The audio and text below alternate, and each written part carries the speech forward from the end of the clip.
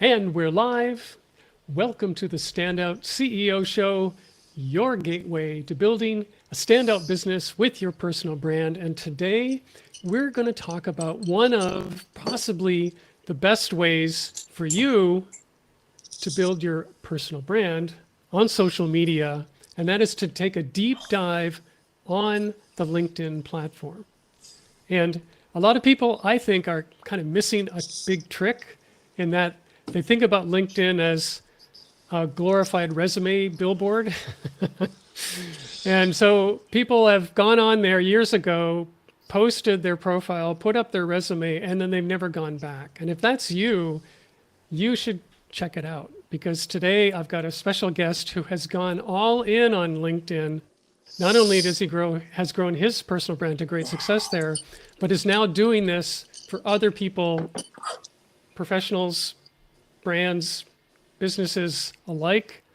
And his name is Dan Kading, and he is a LinkedIn content master. He basically will do a done for you service where if you're wanting to grow your brand on LinkedIn and create content, you should check in with him because he can totally help you all with that. And let's get started. Welcome to the show, Dan. Thank you, Brad. I really appreciate it and excited to be here. And I got my new office set up right before this too. So, well, not new office, but I just, decorated it. So it's good timing. But Newly decorated. yeah, I got some signs on the wall, moved some things around. I'm starting to look more official, but yeah, I appreciate it. And yeah, I mean, LinkedIn is such a huge tool, and I really feel like a lot of people are underutilizing it, or they're not taking it seriously at all, or they're incredibly annoyed by it because they had a bad experience when they first got on the platform, maybe 2, 3, 4 years ago, which, it makes sense. And yeah, so I think a lot of things have changed on LinkedIn. I think a lot of new people are on there. And I also think a lot of attitudes from other platforms like TikTok and Twitter and all these other places are coming on to LinkedIn and shifting the community and the content approach. And yeah, it's no longer a resume. It's a tool. You can use it. You can grow your business. You can get connected with great people. And it's just a great place to put your efforts if you really, want to like have the highest possible return on your time. Yeah, well, let's talk about that a little bit. Tell a little bit about your own story in terms of coming to the platform and how you used it to grow your own brand and some of the advantages that you see that LinkedIn has over the other platforms. Okay. Yeah. I got started on LinkedIn. I feel like it just came naturally because I really enjoyed writing from an early age. In high school, I picked up a few Jim Morrison books and I started doing my own bit of prose and poetry. And yeah, I had like the rock star dream at that point, I guess. But I also really did. I feel like I had a vision, even if it was a little bit like, idealistic at the time. But I had a vision of like, making money as a writer, having a career as a writer. And LinkedIn just matched up really well with that. And I really felt like as soon as I started transitioning some of the things that I was learning in marketing school to my LinkedIn page and I started sharing some of those insights, there was a lot of people out there that really wanted to geek out with me. And the people in my school were just there to get their degree, get their education, move on from it. But I really wanted that extra layer of context. And I really wanted to have these really good conversations with my fellow students that just weren't happening. So I started sharing that stuff on LinkedIn, and I really enjoyed it. Fast forward a little bit, I did that for about 2 years straight. Probably more like a year before I really started to like decide I wanted to like freelance and push this out and offer it to people. And it turns out a lot of the stuff I thought was completely obvious was not obvious at all. So yeah, that's where the journey began. And I really think LinkedIn is powerful because similar to Facebook and how you get on Facebook and if you type in your, someone's phone number into your phone, before you know it, you get on your Facebook feed and there they are. There's their profile. So in a similar way, LinkedIn does that, but with professionals, and it does it with business relationships. And so there's so many particular instances where you can end up just replying to a comment, and before you know it, you got a top CEO in your comment section commenting on the post that you did, and then that organic growth that happens from that little tiny touch point leads to an entire organization all of a sudden being in your umbrella. And being able to create that type of influence that quickly is really liberating, especially to a lot of entrepreneurs who feel like they're posting content and it's great, but no one's noticing. And I think it's great to get that dopamine kick, but it's also great to know that you're making an impact a little bit more quickly. I think we all want that in some way. Yeah, absolutely. I think probably one of the coolest things about LinkedIn is that it is, in fact, the largest gathering of business people on the planet. You can find, and the platform allows you to directly reach out to, learn about, and connect with whoever you want to, whether they're, the chief marketing officer or the chief financial officer or the CEO of whatever company or brand you would like working with. And the other thing about it that I find really helpful is that unlike profiles on any other platform, everybody's LinkedIn profile is pretty darn detailed and thorough. So if you want to learn about people, you can go on and search for them, find out all about them, basically. Like you have their whole history of their past work experience, on display. And, for myself personally, from a podcasting perspective and doing any kind of series like this show, I use it to learn about and track down people who I would like to have on as guests. And even if I learn about them in some other way, I will go on to LinkedIn, and I see it as very much of a qualifier. Like if they're active on LinkedIn and they have a good profile, it's a really good qualifier. Like, okay, well, this person is taking their work really seriously. Whereas, you could see somebody on Instagram and they're doing whatever they do. You go look for them on LinkedIn. If they're not even there, it's like, well, what kind of business does this person even have? And so I just find it really useful in this as like a one huge way of just when you're looking at building your network and building your ecosystem for your business, the community on LinkedIn is much more professional. It's much more serious about actually being in business. Yeah, and like taking those interactions from just a comment and actually having meetings. I mean, that was the first thing that blew my mind, was how many people I was actually like meeting with, and I was becoming sociable with. I remember my buddy Brad. He's a colleague of mine. I might work with him one day, but he's out in the UK, and I connected with him early on.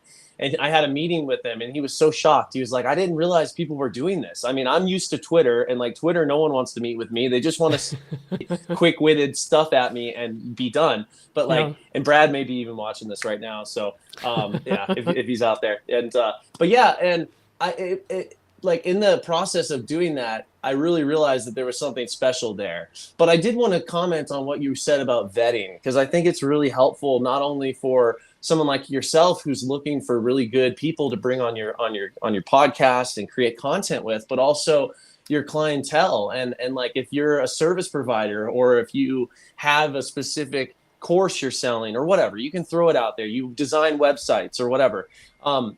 Your content gives people the opportunity to vet you ahead of time. And so it's like, a lot of people are out here like, how do I get my DMs, read more quickly? How do I get more meetings? How do I do all this stuff that like traditional SDRs are looking to do?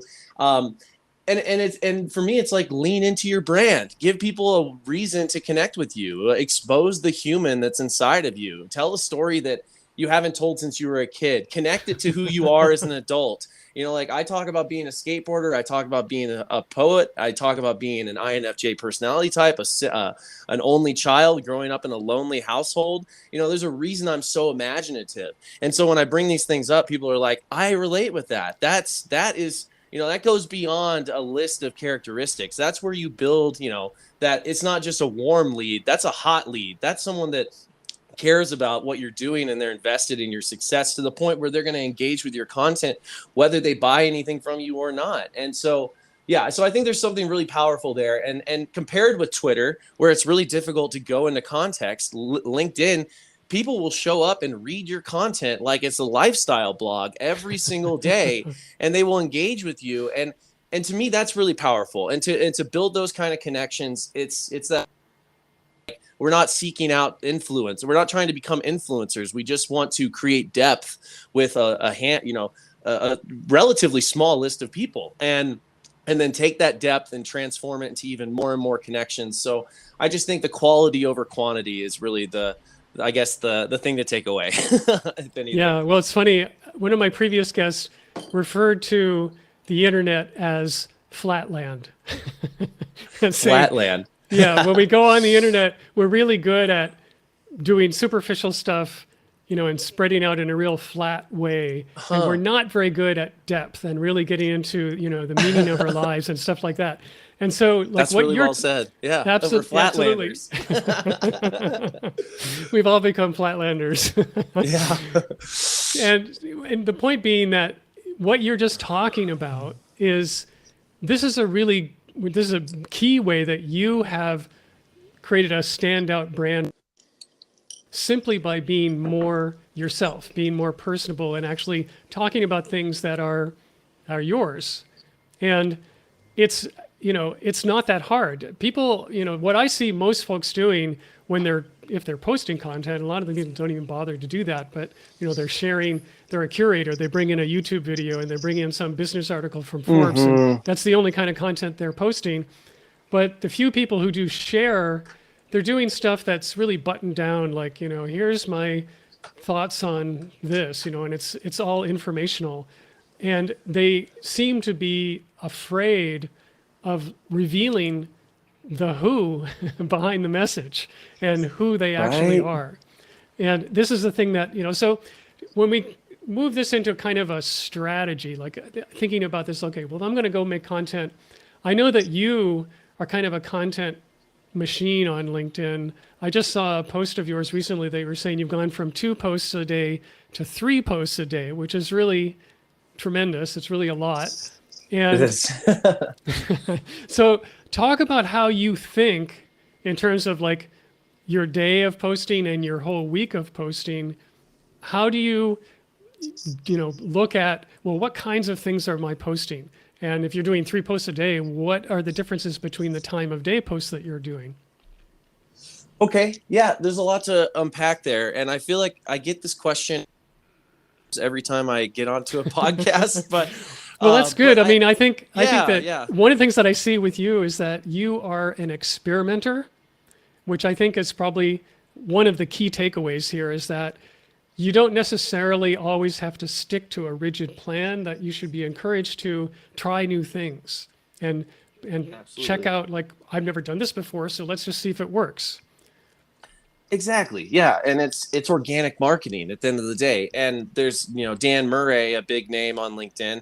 He's like, on his podcast, he'll talk about it. He's like, at the end of the day, what's the worst that's going to happen? No one's going to notice, or it goes viral or you get a client, with organic marketing, it's like, the big mistake a lot of people put in is they commit too much time to the creative process. They put too much effort into what they're creating. It becomes too stuffy. It becomes too Harvard Business Review, as I always say. It becomes too focused on sounding smart and not just communicating and like sharing a really impactful story. So I think that's a huge aspect of what people are doing with their content. But I also, with me, like with my entire strategy, I feel like it's constantly shifting. And I think that we need to be experimenters on a platform like LinkedIn. And with TikTok, when I first got started, I would set my camera right here on my desk. I would film in this exact spot facing this direction. I wouldn't move. Like it was all set and ready. And so like I had to have my daughter down for her nap,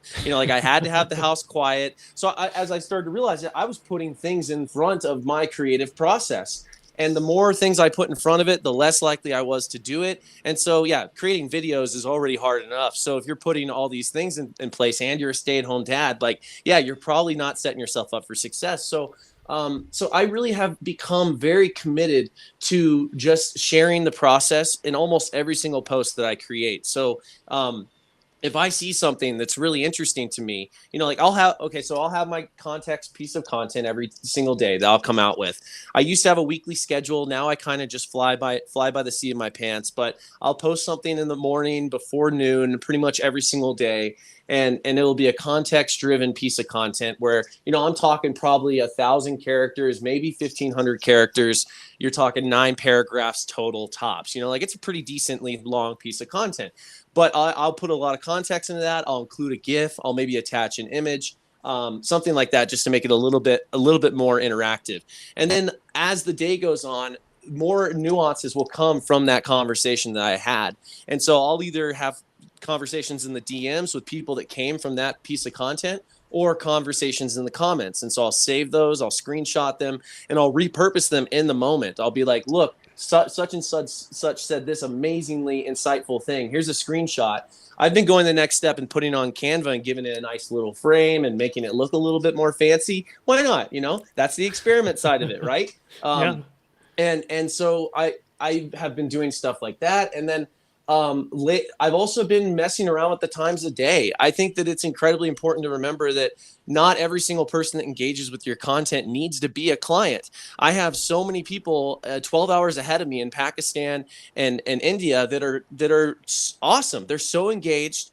TikTok is not allowed in Pakistan and in India. It's banned. So there's a huge push on Instagram and LinkedIn right now. So it's like we have to think about the fact that we have a global audience and the internet connects us. And so what I've been doing is I've been posting it like I actually stay up a little bit later than I should. I stay up till like 11, 12 o'clock at night sometimes. But like I'll be awake and I'll have a burst of inspiration. I feel like a lot of writers are like this. Like right before bed, you get a burst of inspiration and I'll type out a quick LinkedIn post while I'm laying in bed. And it's nothing too drawn out. I don't focus too hard on it. I just share a really quick insight. You're talking maybe a paragraph or two, and then I'll post that and I'll go to sleep and I'll wake up with like 2,000 plus views and 30 or 40 reactions and a whole bunch of people having conversation. And I was sleeping, so it's like, so I think, and as time goes on, I just keep trying those things. Then I take those little experiments and I bring them back to my clients and I say, hey, this worked last week. Let's do that. This worked the other week. Let's try this. I saw someone talking about this over here. Let's do that. And really understanding what specifics are causing the algorithm to actually do what it's doing. So, but yeah, I love experimenting. I think it's so important to just share the process of your day to day. There's so many other things that are fascinating about your business other than the results that your product drives. There are so many things that are fascinating about your employees, about who you are, about your story, and just the daily things that are happening. Like that's how many videos out there are showing people mowing a lawn on speed, on fast forward, like we want to see the process at the end of the day. We don't need to hear a sales pitch. We just want to see the process, right? Yeah. Well, I really like the engagement side of this, and that you're making a piece of content, and then you're engaging with people around that piece of content, and that's actually giving you momentum for the next piece of content that you create. It's a really nice thing. Plus, it's adding to the level of engagement. And I just want to talk about that a little bit in terms of what are you doing with the original, like you're calling them context posts? When you create a post like that, what do you do with that post inside of the copy that is actually prompting engagement? Like you're actually looking for people to comment.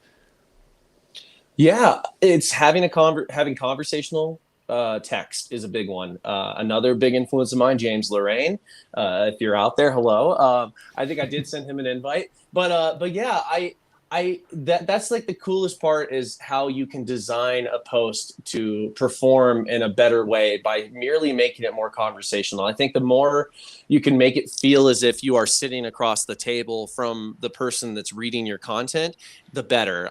There's enough snootiness on LinkedIn. There's enough snootiness in the B2B world.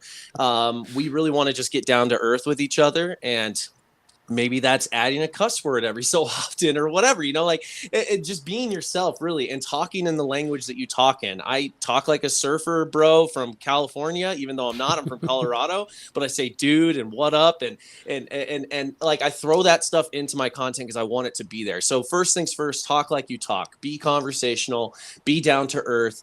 but also talk to people from the you statements. Don't use I statements in your first few lines of text.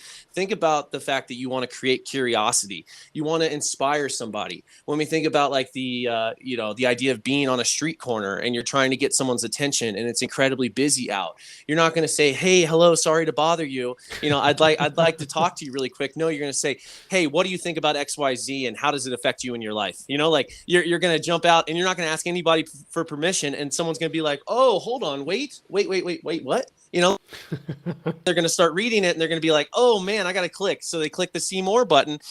And that alone is going to like send your content through the roof, just having people click the see more button. But then breaking up the text, making sure that it's easy to read, it doesn't overwhelm people. That linger time is being paid attention to on LinkedIn. It's just like YouTube, how they're paying attention for watch time, and they will drop that video in the feed if people dip out halfway through. Same with LinkedIn. If people are clicking the see more button and then they're immediately scrolling to the bottom, the algorithm is not going to favor your content. But if you keep them the whole way through and then keep them all the way to the bottom and then ask them several questions, you are very likely to get a conversation going. And not just a question that talks directly to your target audience, but a question that talks to the larger group. If you're talking about websites, you can ask a specific question about website copy or whatever. And then you can say, "What is your favorite website? Drop the link below so I can check it out." So then you engage that top of funnel, beginner person that just wants to be inspired. At the end of the day, you could be that person for them. They can engage with your content. They can boost you up and continue coming back for conversation after conversation after conversation. And you can learn from each other. You can create insights. You can also create content.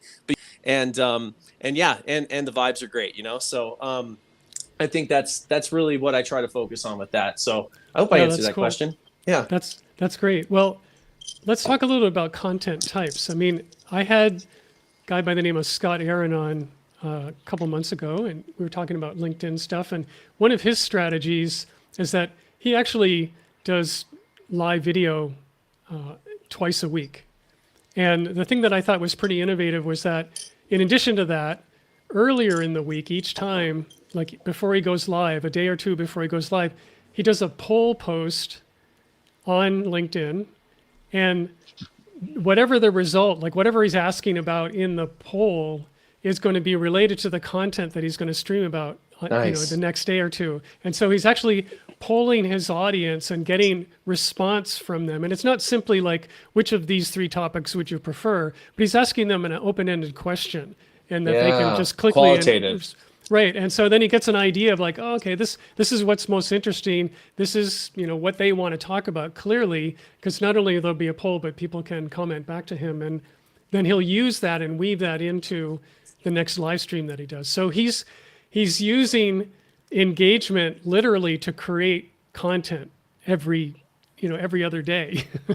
That's so cool. And Yeah. I think that's so smart. I need to follow that person. And if you can engage, I think it's like, just strip away all the stuff and like just ask people questions and see, and especially if it's like an open-ended one like that, like, "Hey, what do you think about this?" And Right. let them run. You're not pressuring them into a specific result. You're leaving it open-ended. I love that. But yeah, and if you fit that kind of stuff, I think you should just turn every single LinkedIn post into a qualitative question at the end. What do you think about this? What do you think about the specifics of this post? You can even ask people, "Am I dead wrong? Do you disagree with me?" I think at the end of the day, we almost stand too strong with what we post as content, when really it's kind of more like a journal entry sometimes. And you know what? Like when we write into our journal, sometimes we get it wrong, or and like sometimes maybe one time I posted for an entire week and I had messed up character count and word count. And I had messed up all of it because I had read it wrong at the beginning of the week, and I wrote an entire week of content about it. And so what did I do? I wrote a piece of content about how wrong I was the next week, and I came back to that and I discussed it, and it went way further than the original stuff I had, and that conversation spurred a whole bunch of other stuff too. So it's basically looking at the audience and saying, "What do you think? Help me out here. Which direction should I take this?" And then just waiting for that response and continuing to nurture that. I think that's so cool. So kudos to that person you brought on. Yeah. Well, okay. So in your experimentation, have you found that certain kinds, and I'm speaking specifically of types of content, because you can post a text post, you can post a text with picture. You can do text and video. You can do these polls. You can do carousels. There's all these different content types. In your fooling around with all of that, how do you look at that landscape and use those different content types in your own strategy? I think no matter what, it always has to come back to the written word in some way on LinkedIn. And the reason I say that is that I'll see a lot of people who are huge names on TikTok and IG. They'll come over from those platforms and they'll basically just loop LinkedIn into their buffer or their scheduling tool or whatever it is they're using. Yep. And then they'll just post it out, and it will look just like an Instagram post. It will have like the small chunk of text and then like 7 hashtags, maybe more, and no one wants to read it. The algorithm immediately knows it was repurposed, probably. I don't know. We don't know these things, but more than likely it does. And it's immediate. And I see it all the time. I'm like, it doesn't work. And even when I post a video, I have trouble getting it to be engaged with. I have trouble getting people to actually comment on it. So really, like, as much as video has definitely made it has changed LinkedIn to a degree, I still think that written is being held on to, not only by the user base, but also LinkedIn as a whole. They know that that's their avenue and they're going to stick to it. So I think if you do post video, you need to include at least the entire transcription from the video, but also dress it up so it has several calls to conversation, calls to action at the end, potentially a call to a comment at the bottom so that people come in and they actually start talking. So I think there has to be that extra level of finesse, because you can't just slap a video up and expect everybody to engage with it on LinkedIn. You have to go a little bit further. And then also actually, and then like carousels are great because they have a lot of images. And so like if you go above 8, I think if you go above 8 images on LinkedIn, you can go even further. You can put like a 30 slide carousel in there if you wanted to, which is obnoxious. But if you do it right, the engagement potential is huge. I mean, this is an experiment I did. I put up a 16 slide carousel and I got like 5,000 impressions on it. So I think there's something to be said about putting up those extra images. But if you do it in the right way, of course, always think about how the audience is engaging with it. But no matter what, having that carousel with a written post attached still changes the way it performs. LinkedIn still wants to see that written. They want you to be able to click the see more button and still have a good amount of stuff to look at. And I also think that linger time adds to it. So that's another point. If you have a video and you have that written text attached, the video is going to keep replaying as you read it, and you're going to get watch time through the roof. So it also benefits you like that too. So yeah, if I were to boil it down, I think a lot of things are working on LinkedIn right now. I think video, I think large amounts of pictures, I think text, or I think short form text and images of all types are working, but they have to have written attached. If I was to give anything away to the audience, like make sure you include that. I think that is absolutely important, because not only is the community, like it's one thing to get a like or a reaction on a post, but to get someone to comment and start a conversation, that is way more valuable. And I just don't think you can get that if you don't go into detail with people and they're ready, like why not? If people are ready to listen and read your stuff, as much as that may be an extra thing you have to add into your content distribution, that's great though. And people can get to know you. And yeah, I think, and you don't have to dress yourself up for a video. You can just type something out, which is nice. Exactly. You can just type it in your closet. Oh totally. Yeah. Or in the bathroom or in your bed or wherever. Right. Yeah, exactly. Well, I mean, I completely agree with that. I think the problem that people make, or the mistake that people make when they're making videos, is they treat it like a broadcast. And they do think, people are doing lots of short form video and they just, they have something on Instagram and they just port it over to LinkedIn and call it good. And that's missing a huge trick. It's not going to work as well. And I just don't think you can expect what may have done really well on one platform to just immediately translate to any other of the platforms. I think that is so true. And I want to give a shout out to Mike Rama, who is a big name on TikTok.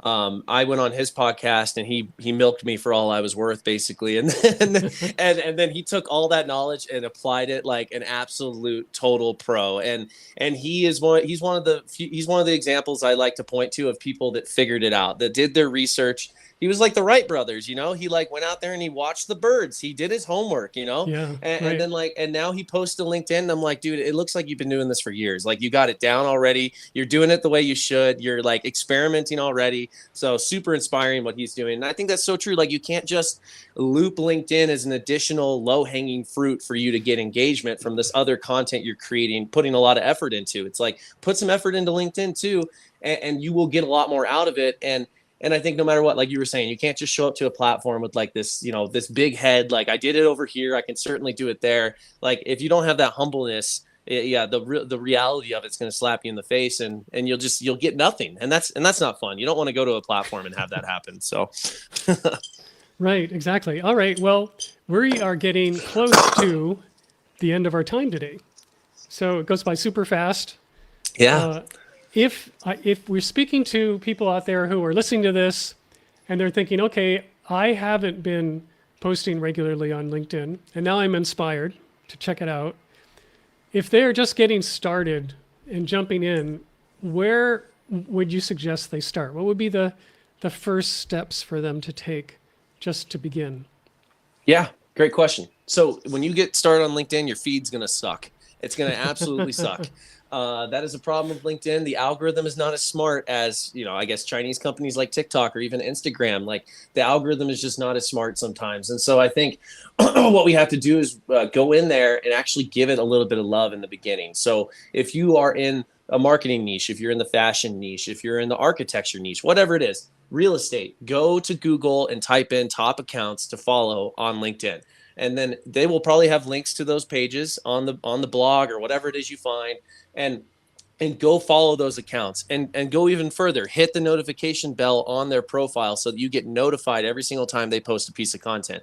But also too, do a little bit of vetting, look at their account, figure out if they have a community, if they're actually posting good content, because you want to be a part of that community. And that's a big thing that you want to search for in the beginning, is to create that wholesome architecture underneath what you do, because LinkedIn is filled with sales representatives. They're just looking to send DMs and just getting, appointments set. And that's it. They are, fly by night, they're out there hunting, and you don't want to be one of those people that gets hunted. So instead, just try to curate your feed, get a lot of great stuff in there. And then when those people post, instead of going to the My Network button and, firing off connection requests to a whole bunch of dead accounts, don't do that. Instead, go into the comments section every single time they post and find active accounts. You're going to know they're active because they're commenting on content. You're going to know that they take LinkedIn seriously because they're commenting on content. You're going to know they have great things to say because you're going to be reading it in those comments. So that you're killing a whole bunch of birds with one stone by going about it this way.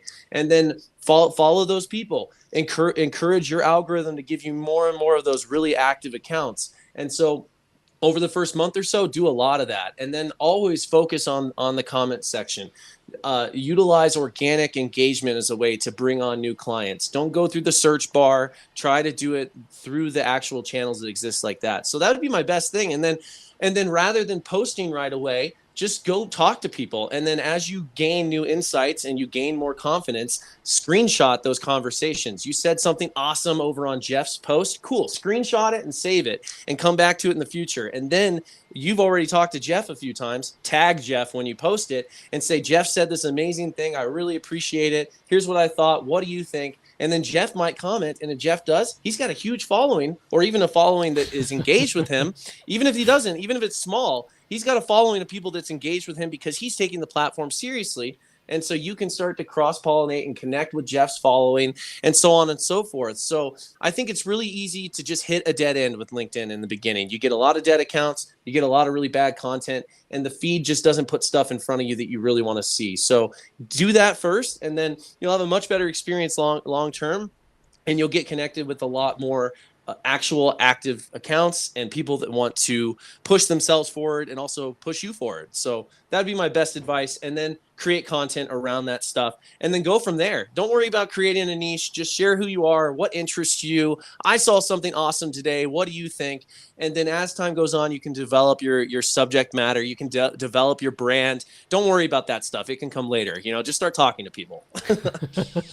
Well, I love that. Well, it's really, really great advice around just getting engagement by going out and having real conversations with people, which is only going to snowball into giving you all kinds of ideas for what you can talk about in the future.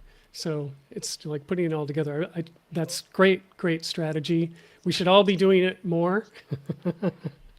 Can't get enough of it. All right, Dan, if people are inspired by this, they want to hook up with you, reach out, what is the best way for them to do that? Yeah, you can find me pretty much anywhere at Brand with Dan, no special spelling, my orange picture on IG, Twitter, and TikTok. But you can find me on LinkedIn, Daniel Kading, Kading, on LinkedIn. And then you can visit my website, danielkading.com. And if you feel like it, I have an ebook you can check out called the LinkedIn Engagement Playbook. And yeah, I go through all my strategies involving content, community, and engagement, and how you can use it to grow your business simply by talking with people. So yeah, that's where you can find me. And I appreciate you bringing me on, Brad. This has been great. And yeah, the rock star himself. Well, this has been great. I really appreciate you taking the time to come on today. I'll make sure that links to your stuff are in the show notes. And yeah, thanks again for being here today. Thank you so much, Brad. Appreciate the opportunity. And thank you for listening all the way through to the end here. If you're still here, I just want to remind you that if you would like to go and get the entire archive of the Standout CEO Show, all the audio, all the video, and all the show notes are available at standoutceoshow.com. You can jump in there and binge to your heart's content. And thanks again for coming, and we will see you next time. So long.